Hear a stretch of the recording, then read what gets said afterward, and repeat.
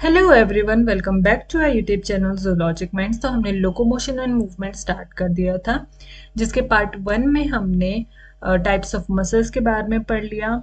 Skeletal muscle के structure को काफ़ी डिटेल में हमने पढ़ लिया था एंड आज हम डिस्कस करने वाले हैं मैकेनिज्म ऑफ मसल कॉन्ट्रैक्शन, जिसके कई थियरीज आई हैं, लेकिन जो कि सबसे ज़्यादा वाइडली एक्सेप्टेड है वो है स्लाइडिंग फिलामेंट थियरी। तो आज हम स्लाइडिंग फिलामेंट थियरी को पढ़ेंगे, लेकिन स्लाइडिंग फिलामेंट थ्योरी को पढ़ने से पहले आपको एक्टिन एंड मायोसिन का स्ट्रक्चर काफ़ी अच्छे से पता होना चाहिए, तभी ये आपको समझ आएगा।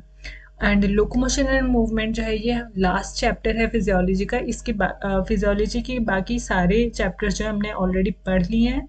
तो अगर आपको वो वीडियोस देखनी है तो फिजियोलॉजी के प्लेलिस्ट में जाके आप सभी लेक्चर्स को देख सकते हैं एंड पीडीएफ को भी टेलीग्राम से ले सकते हैं। ठीक है, तो अब हम देखते हैं स्ट्रक्चर ऑफ मायोफिलामेंट। तो मायोफिलामेंट दो तरह के होते हैं, एक होता है थिन, एक होता है थिक। तो अगर मैं बात करूँ थिक मायोफिलामेंट की तो उसको हम बोलते हैं मायोसिन। ठीक है, तो मायोसिन एक तरह का प्रोटीन है।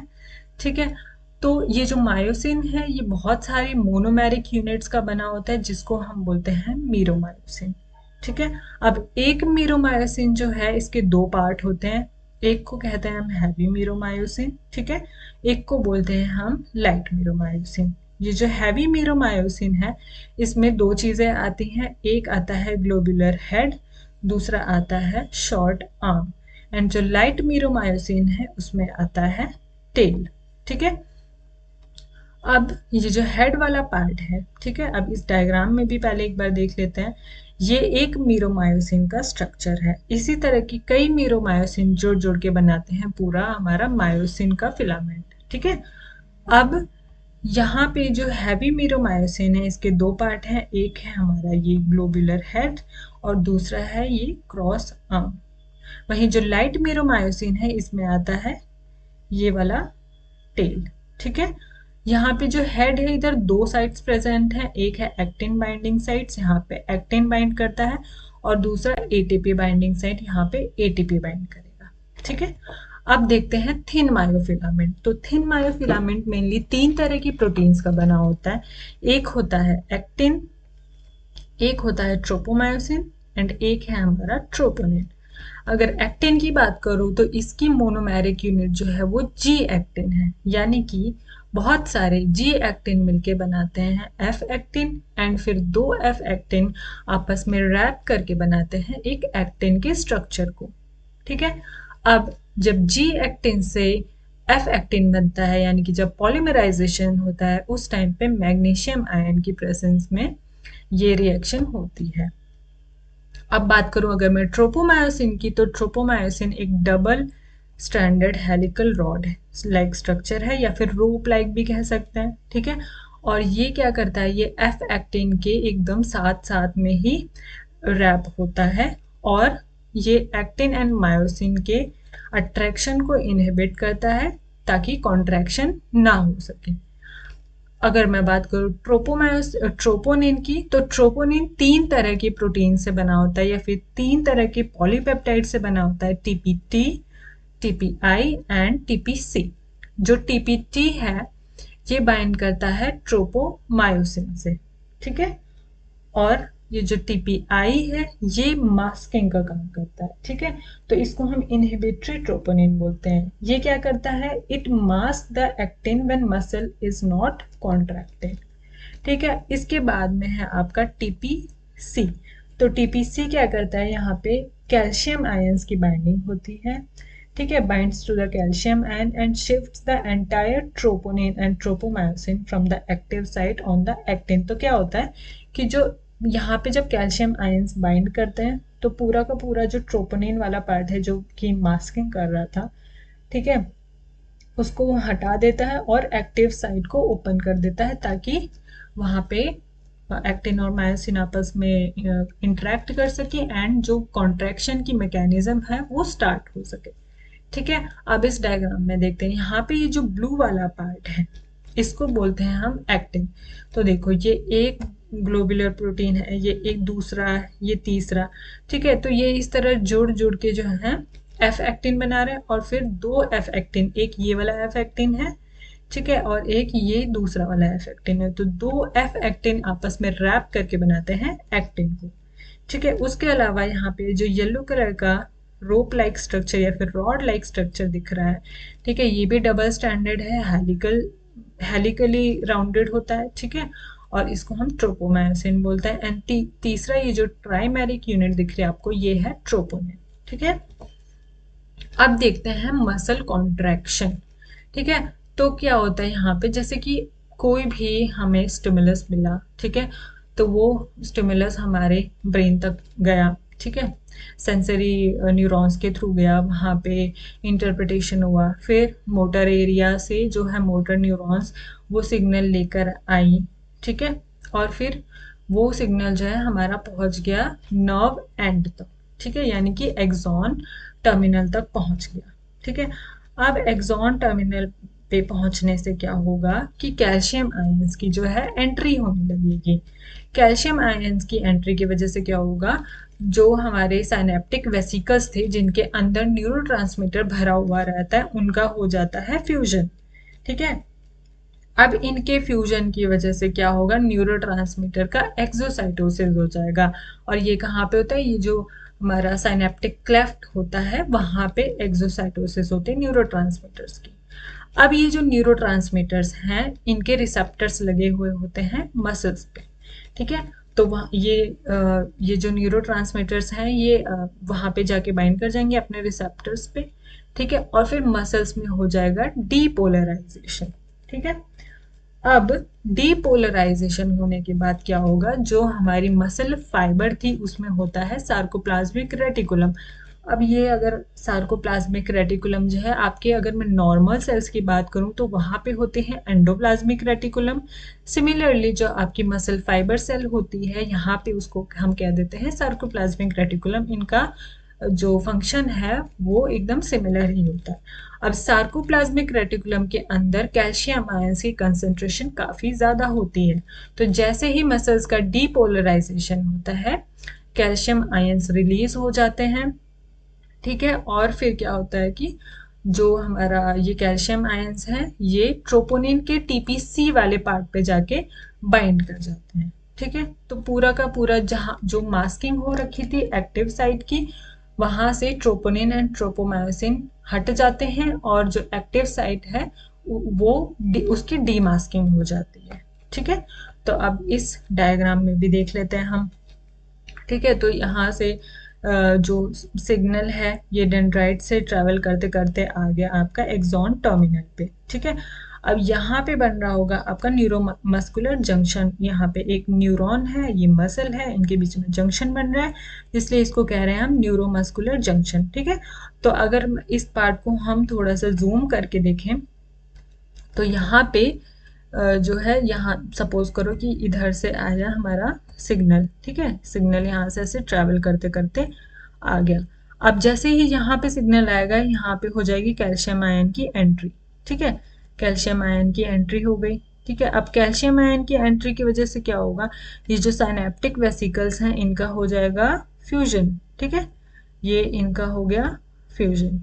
अब इनका फ्यूजन हो गया तो यहाँ से हो गया जो एक्सोसाइटोसिस ऑफ न्यूरोट्रांसमीटर। ठीक है, एक्सोसाइटोसिस हो गया तो फिर यहाँ पे इनके मसल्स पे ये ब्लू कलर के जो शो कर रहे हैं ये रिसेप्टर्स प्रेजेंट हैं, तो यहाँ पे रिसेप्टर्स पे बाइंड कर गया हमारा न्यूरोट्रांसमीटर। यहाँ पे एसिटाइल कोलिन का एग्जांपल ले लेते हैं, सपोज न्यूरोट्रांसमीटर जो रिलीज हुआ है वो एसिटाइल कोलिन है। ठीक है, तो बाइंडिंग हो गई। अब जैसे ही ये बाइंड करेगा तो मसल्स में डीपोलराइजेशन हो जाएगा। डीपोलराइजेशन होगा तो क्या होगा, यहाँ पे प्रेजेंट होते हैं ये वाला जो पार्ट है।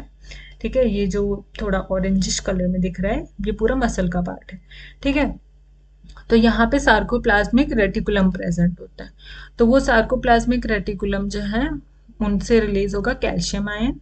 ठीक है, अब वो कैल्शियम आयन जाके ट्रोपोनिन के टीपीसी वाले पार्ट से बाइंड करेंगे और हो जाएगा डीमास्किंग और एक्टिव साइट जो है ओपन हो जाएगी। ठीक है, अब इसके आगे वाली जो कहानी है वो एक्सप्लेन की है हमारी स्लाइडिंग फिलामेंट थ्योरी में।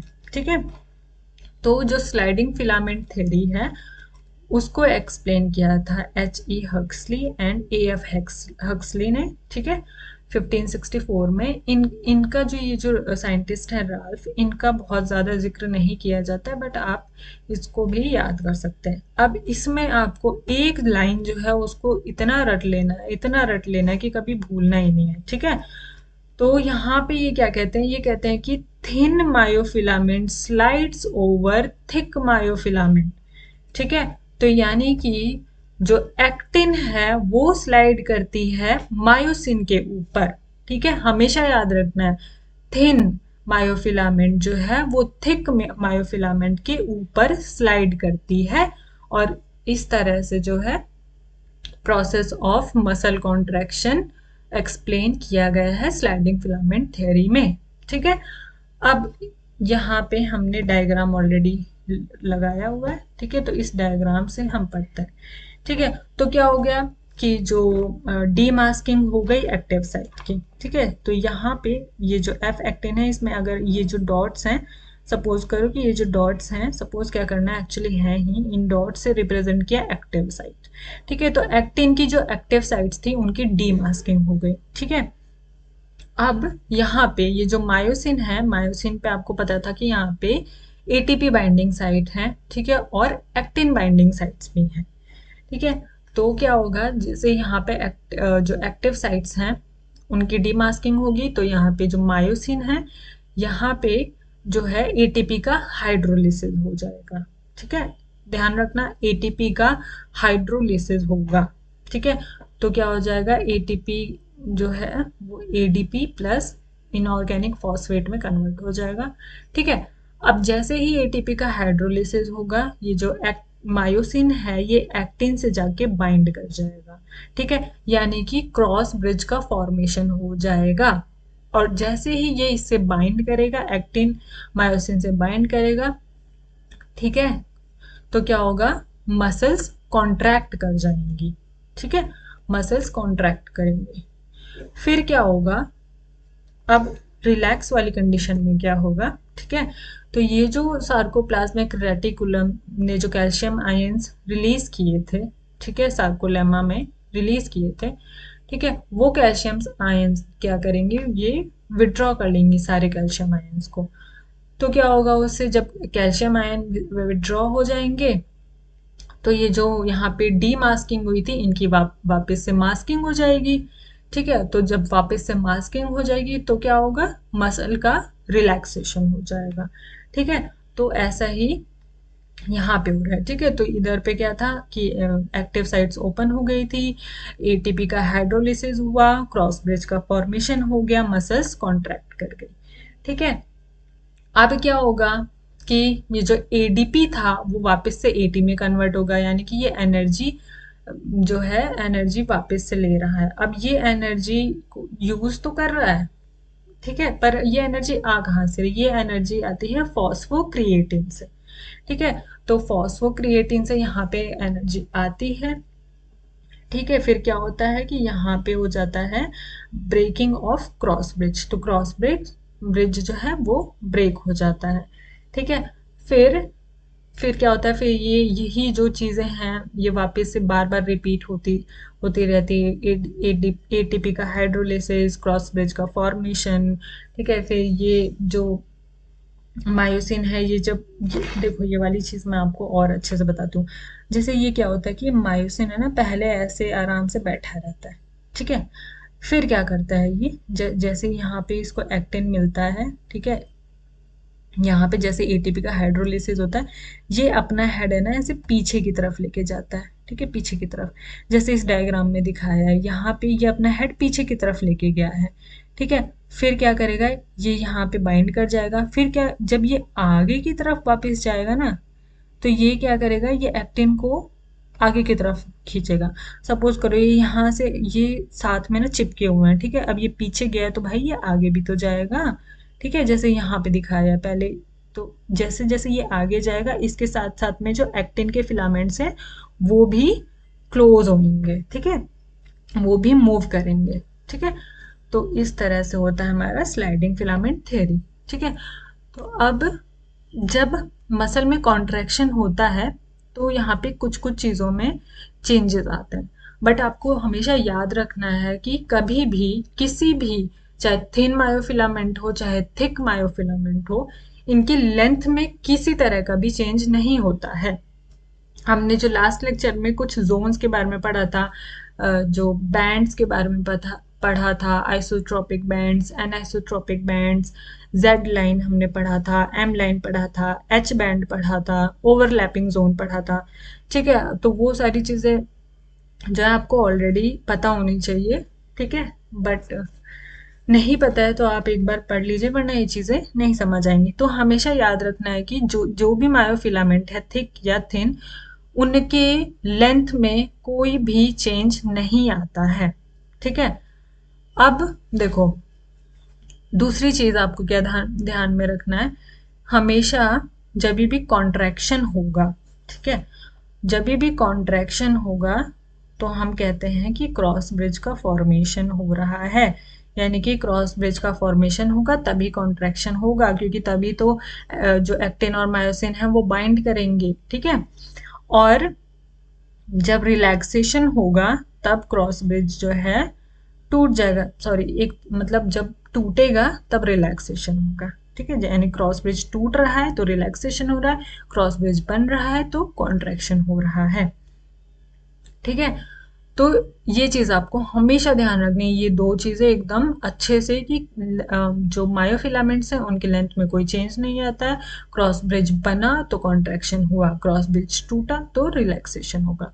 ठीक है, अब जब मसल्स कॉन्ट्रैक्ट करती हैं तब क्या, तो इनके जो हमने बैंड्स पढ़े थे, ठीक है, उनमें कुछ कुछ चेंजेस आते हैं। ठीक है, अगर आपको ये बैंड्स के बारे में नहीं पता है तो एक बार मैं यहाँ पे जल्दी से एक्सप्लेन भी कर देती हूँ।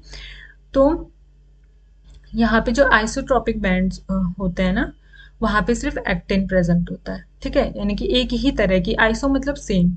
ठीक है, तो एक ही प्रोटीन एक्टिन सिर्फ प्रेजेंट होता है, इसलिए उसको आइसोट्रोपिक बोलते हैं। ठीक है, तो हम कह सकते हैं कि यहाँ से ये वाला जो पार्ट है ये आई बैंड है, ये एक्चुअली यहाँ तक होता है। ठीक है, तो यहाँ पे जो दूसरी सार्कोमियर होगी उसका एक्टिन प्रेजेंट होगा इधर पे ऐसे।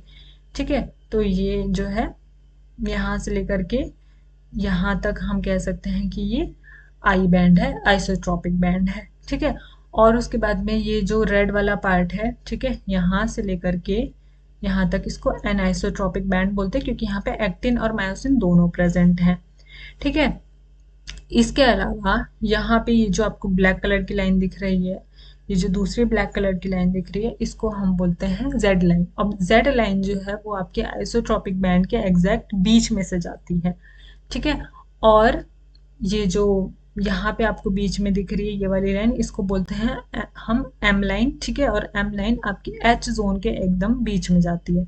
अब ये एच जोन क्या होता है, एच जोन जहाँ पे सिर्फ और सिर्फ मायोसिन प्रेजेंट है। ठीक है, ये वाला जो पार्ट है, ठीक है, यहाँ से ये, तो यहाँ पे आप देखो यहाँ पे सिर्फ मायोसिन प्रेजेंट है, तो इसको बोलते हैं हम एच जोन। ठीक है, और एक ओवरलैपिंग जोन भी होता है, तो जहाँ पे एक्टिन और मायोसिन ओवरलैप करते हैं उसको बोलते हैं हम ओ जोन या फिर ओवरलैपिंग जोन। ठीक है, तो जब मसल्स कॉन्ट्रैक्ट करती हैं तो उस टाइम पे क्या होता है, हमारा आई बैंड छोटा हो जाता है। ठीक है, एच बैंड भी छोटा हो जाता है, ए बैंड के में कोई चेंज नहीं आता, एनाइसोट्रोपिक बैंड जो होता है उसमें कोई चेंज नहीं आता। ठीक है, और एच जोन है वो छोटी हो जाती है, लेकिन अगर मैक्सिमम मसल कॉन्ट्रैक्शन हुआ तो एच जोन पूरी तरीके से डिसअपियर हो जाएगी।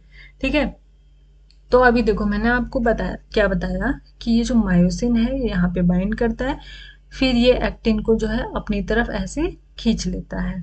ठीक है, फिर ऐसे ही यहाँ पे होता है, ये इधर बाइंड करेगा, पहले अपनी मुंडी को पीछे करेगा, बाइंड करेगा, फिर क्या करेगा, अंदर की तरफ ऐसे खींच लेगा। ठीक है, तो कॉन्ट्रैक्शन का आपको मतलब ही पता है, कॉन्ट्रैक्शन का मतलब कॉन्ट्रैक्ट होना, छोटा होना। ठीक है, तो यहाँ पे क्या होता है कि ये जो आपकी सार्कोमेयर है उसकी लेंथ कम हो जाती है। सार्कोमेयर यानी कि दो जेड लाइंस के बीच का जो पार्ट होता है उसको सार्कोमेयर बोलते हैं। ठीक है, तो देखो पहले आपकी सार्कोमेयर इतनी बड़ी थी यहाँ से, ठीक है, यहाँ इतनी बड़ी थी, अब यहाँ पे इतना लेंथ जो है कम हो गया। ठीक है, यानी कि मसल्स हो गई कॉन्ट्रैक्ट, मसल्स छोटी हो गई, सार्कोमेयर छोटा हो गया। ठीक है, अब देखो हमने क्या बोला कि यहाँ पे आई बैंड छोटा हो जाता है, क्यों नहीं होगा छोटा, क्योंकि यहाँ पे ओवरलैपिंग जोन बढ़ गया। ठीक है, मसल्स जब अंदर की तरफ जाएंगी, ओवरलैपिंग जोन बढ़ेगा, तो आई बैंड तो ऑटोमेटिकली छोटा होगा। ठीक है, तो आई बैंड छोटा हो गया, एच बैंड भी छोटा हो गया। क्यों? क्योंकि पहले एच बैंड देखो यहाँ तक था, अब ये जो ओवरलैपिंग होएगी, एक्टिन अंदर की तरफ आएगा, तो एच बैंड तो छोटा होगा ही होगा। ठीक है, और ए बैंड में कोई चेंज नहीं आता है। ए बैंड पहले भी यहाँ से लेके यहाँ तक था। ठीक है, और अभी भी यहाँ से यहाँ तक है, क्योंकि ए बैंड क्या है, ए बैंड एक तरह से अगर हम लोग थोड़ा समझें तो ए बैंड जो है यहाँ से यहाँ तक का पार्ट है ना। तो एक तरह से मायोसिन की जो लेंथ है वही तो ए बैंड है। अब मायोसिन की लेंथ में तो कोई चेंज आया नहीं है, तो ए बैंड क्यों चेंज हो जाएगा? ए बैंड भी नहीं चेंज होगा। ठीक है, एच जोन तो डिसअपियर हो जाता है। ठीक है, तो ये है चेंजेस जब कॉन्ट्रैक्शन होता है मसल्स में। इसके अलावा एक टॉपिक और है आपका, जिसको हम बोलेंगे डिफरेंस जो है रेड एंड वाइट मसल्स में। ठीक है, तो जो रेड मसल्स होती हैं, ठीक है, उनमें मायोग्लोबिन प्रोटीन जो है वो ज़्यादा होती है, इस वजह से वो रेड कलर के दिखते हैं, क्योंकि मायोग्लोबिन जो है रेड कलर की प्रोटीन होती है। इसकी क्वांटिटी रेड मसल्स में ज़्यादा होती है, इसी वजह से उसका जो कलर है रेडिश हो जाता है, एंड कलर के ही वजह से हम इनको रेड मसल्स बोलते हैं। ठीक है, और वहीं जो वाइट मसल्स हैं, इनमें मायोग्लोबिन प्रोटीन जो है वो कम होता है। ठीक है, तो इसीलिए ये उतने रेड नहीं दिखते हैं। ठीक है, ये कोई एकदम एग्जैक्टली ऐसे वाइट वॉश वाइट कलर के नहीं दिखते हैं, बट ये जो रेड वाले मसल्स हैं इनके कंपैरेटिव इनका जो कलर है काफ़ी लाइट होता है, इसी वजह से इनको वाइट मसल्स बोल देते हैं। ठीक है, रेड मसल्स में माइटोकॉन्ड्रिया और ब्लड कैपिलरीज का नंबर ज़्यादा होता है, बट वाइट मसल्स में माइटोकॉन्ड्रिया एंड ब्लड कैपिलरीज कम होती हैं। सार्कोप्लाज्मिक रेटिकुलम जो है रेड मसल्स में कम होते हैं एंड वाइट मसल्स में ज़्यादा होते हैं। ठीक है, जो रेड मसल्स हैं वो ज़्यादा देर तक काम कर सकते हैं बिना थके, लेकिन जो वाइट मसल्स होते हैं वो बहुत कम काम करते हैं और जल्दी थक जाती हैं। ठीक है, जो रेड मसल्स होती हैं वो पतली होती हैं एंड छोटी होते हैं, वहीं जो वाइट मसल्स होती हैं वो एकदम एग्जैक्टली ऑपोजिट थिक होते हैं and they are bigger in size. तो ये था हमारा sliding filament theory, muscle contraction. ठीक है, और थिक एंड थिन मायोफिलामेंट में पढ़ लिया हमने, डिफरेंस देख लिया। तो आज का लेक्चर यहीं पे एंड करते हैं। अगर आपको वीडियो अच्छी लगी हो तो hit the bell icon, subscribe my channel and share to your friends, and मिलते हैं नेक्स्ट लेक्चर में। Bye bye.